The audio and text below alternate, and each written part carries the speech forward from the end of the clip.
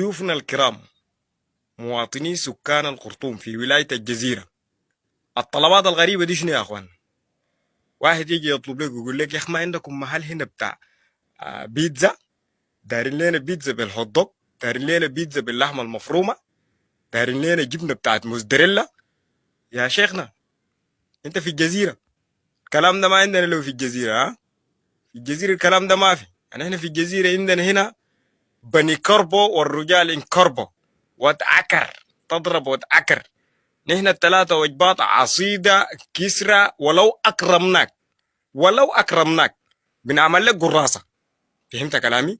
يعني تجي تدق في جزيرة، تدق العصيدة وتدق الكسرة، راسك لما يضرب. جبنة موزاريلا وما أعرف بيتزا بالهوت دوغ وبيتزا باللحمة ما عندنا كلام زي ده يا شيخ.